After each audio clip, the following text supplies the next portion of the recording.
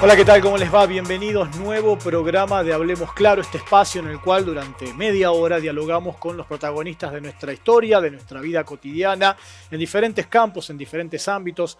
Uno de ellos es la política. Hoy vamos por ese lado, nos visita el ex gobernador de la provincia de Neuquén, Jorge Zapac. Jorge Zapac acaba de publicar un libro sobre Vaca Muerta. Jorge, bienvenido. Muchísimas gracias por estar acá una vez más, ¿no? Muchas gracias.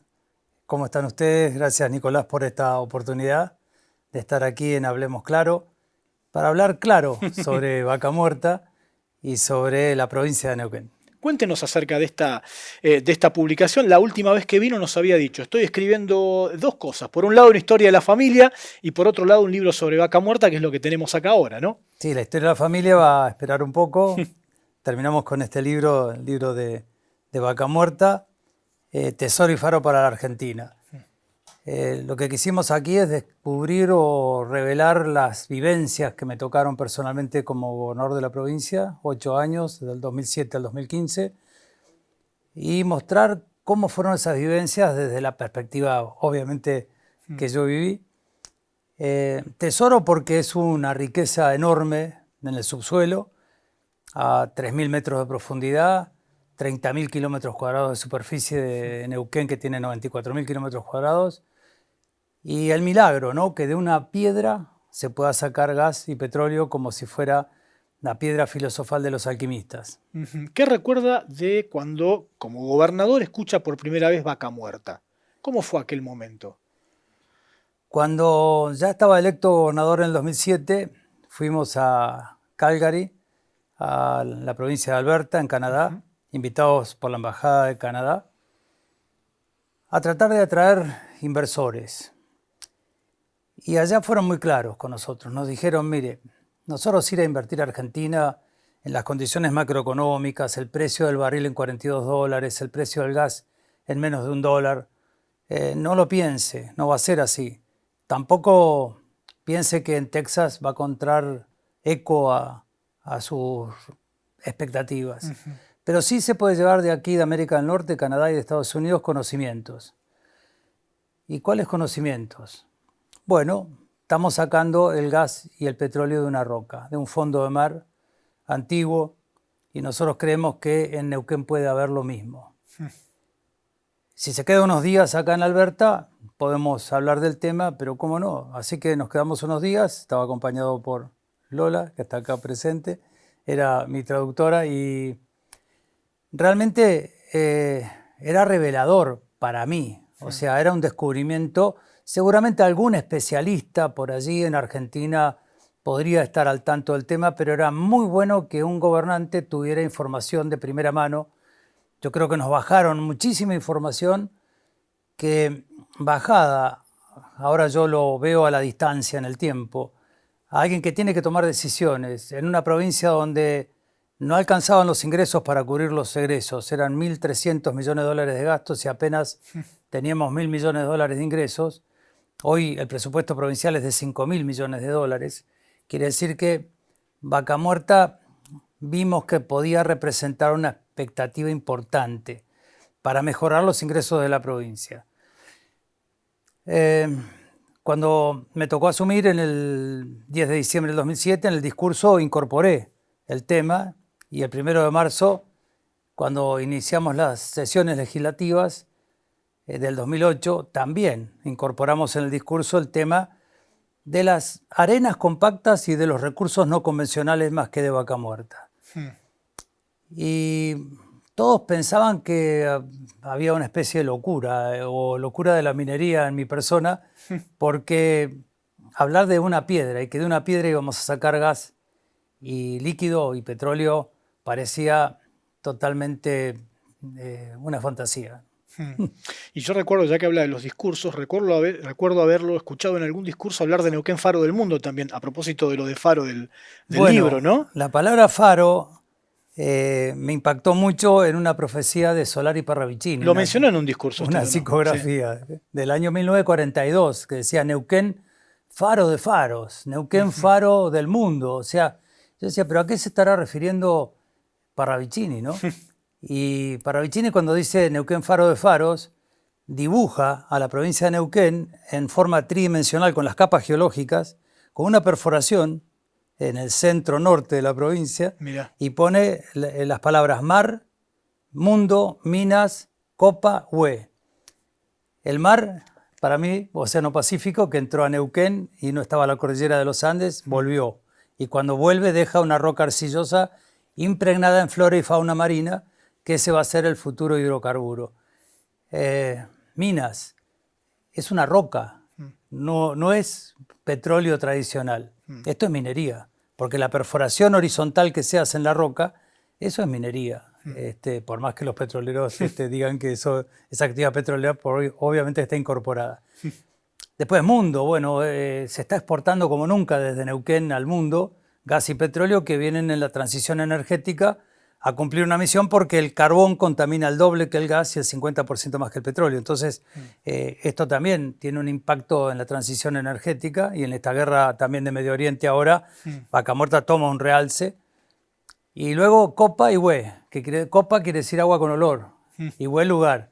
Y bueno, se trata de un agua con olor a hidrocarburos, ¿no? Entonces, todo esto me llevó también a traer esa remembranza de Solari Parravicini y sus profecías, ¿no? Y lo mismo San Juan Bosco, que decía, en 1880, decía, Patagonia, Patagonia, cuántos ríos y cuántos ríos de petróleo surcarán por tus venas, ¿no? Mirá. Así que una verdadera bendición.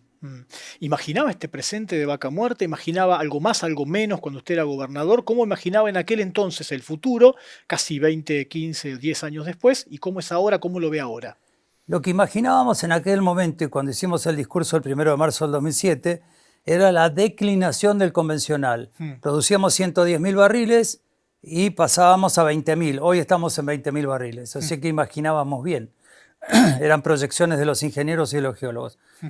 Producíamos 60 millones de metros cúbicos de gas convencional y hoy estamos en 15 millones. La declinación se imaginó muy bien, o sea, era una catástrofe para Argentina y para Neuquén la declinación de los hidrocarburos. ¿Por qué?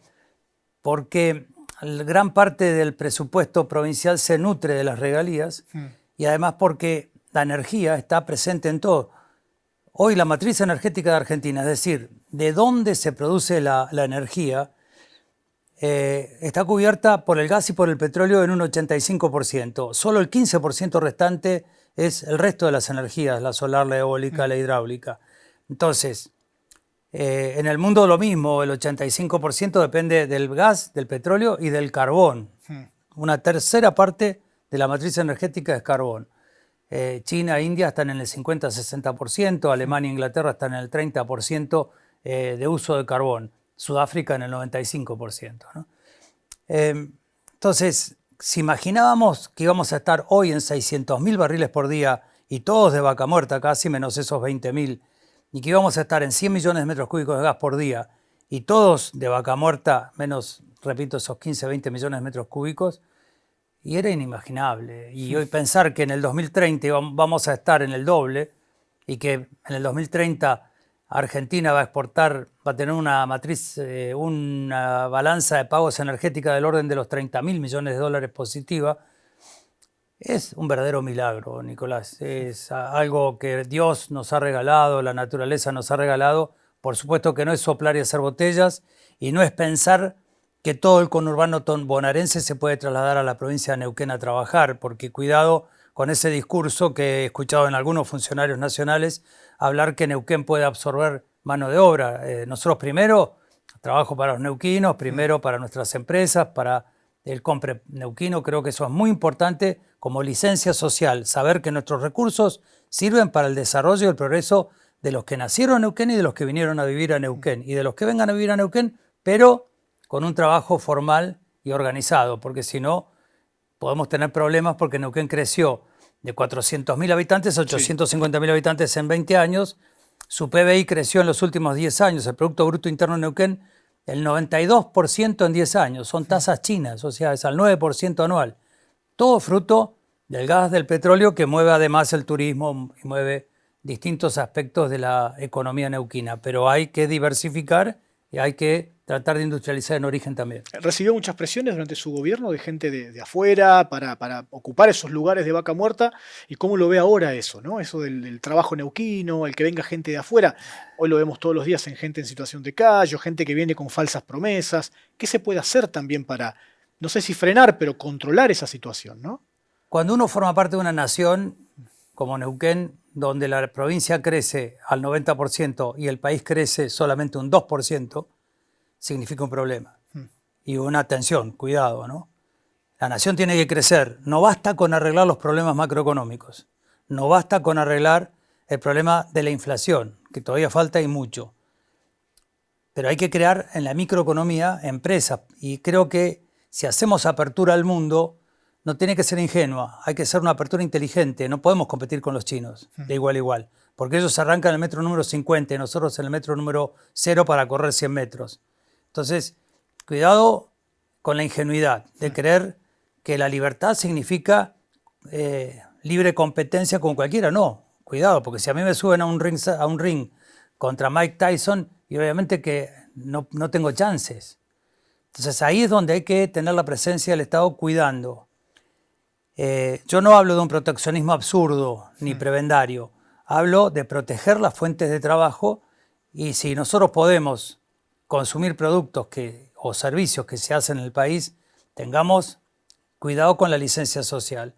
Así que, repito, en el terreno de las imaginaciones se puede creer en el deber ser muchas cosas, pero cuando uno toca gobernar, tiene que gobernar con la realidad. Y De Gaulle decía que gobernar es el arte de hacer posible lo necesario. Es un camino muy estrecho, donde uno es arquero y director técnico al mismo tiempo. Y cuidado, uno ataja todos los penales y como director técnico puede decir, bueno, que el equipo vaya por acá y el arco contrario está allá. Y hay que marcar el rumbo. Presiones, Nicolás, yo digo que las presiones son fundamentalmente de las piedras que se encuentran en el camino, ¿no? Tuvimos una sesión muy fuerte en las afueras de la legislatura cuando se aprobó Loma Campana a YPF Chevron. Ahí sí vimos todas las presiones de sectores ambientalistas, sectores progresistas de la sociedad, gremios estatales que no entendían el fracking o la fractura hidráulica o la hidrofractura, porque en ese momento Francia, Inglaterra, Alemania lo habían prohibido, porque Colombia nunca nació a la hidrofractura y hoy todavía están dando vueltas con una formación geológica muy parecida a la nuestra y declinando la producción. Sectores políticos y sindicales también que no entendían lo que estábamos hablando, y yo lo entiendo. Después se fueron sumando, pero más tarde. La sesión de Loma Campana de agosto del 2013 fue muy violenta a las afueras. Yo me acuerdo que un policía fue golpeado por un ladrillo y el chofer de la ambulancia, que era obviamente empleado del Estado, no lo levantó porque era un policía. Yo creo que tenemos que terminar con esas grietas ideológicas, esas grietas de enfrentamientos entre hermanos, y lo que tenemos que buscar es unirnos todos, como se logró ahora. Ahora esa estrategia de Estado que nació así, a las piñas, a los codazos, a los golpes, que fue de una provincia hacia nación, la nación lo adoptó como política de Estado. Todos los presidentes, desde Cristina hasta Milei hoy, adoptan Vaca Muerta como política de Estado, pero fue una política de Estado y una estrategia de gobernanza de la provincia de Neuquén hacia la nación. Surgió acá. Verdaderamente federal. Y surge acá porque en el año 2006, con la ley nacional corta que Néstor Kirchner manda al Congreso y que se aprueba, se nos dice, provincias, háganse cargo. En ese momento había una declinación total de la producción, y en el 2008, cuando me toca asumir, no solamente había una situación convulsionada en la sociedad neuquina porque estaba resquebrajada en lo que hace a unidad, teníamos también una crisis internacional mayúscula. El 2008 fue muy grave, tan grave, algunos la calculan parecida a la crisis del 29-30. 3.000 telegramas de despido, Nicolás, ese año, a trabajadores del petróleo por las empresas petroleras. Fuimos con Guillermo Pereira a Nación, allí salió el Plan Gas, allí salió el Gas Plus, el Petróleo Plus, el Refino Plus. Yo creo que hay que recordar cómo nació todo esto, con qué virulencia y con qué serie de problemas, para poder entender, en primer lugar, ese agradecimiento a Dios, ¿no?, y a la naturaleza con la bendición que tenemos. Y en segundo lugar, entender que esta fue una gran solución para la República. Sin gas y petróleo, hoy Argentina no tendría destino. Y Neuquén tampoco.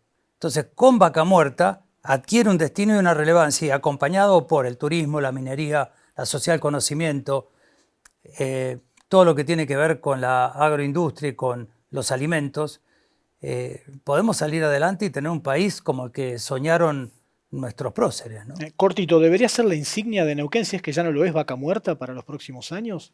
Yo creo que sí, para la República también. O sea, es la nave insignia. Para la Argentina, directamente. Y para Argentina es la nave insignia. Neuquén produce el 70% del petróleo, el 70% del gas de la República.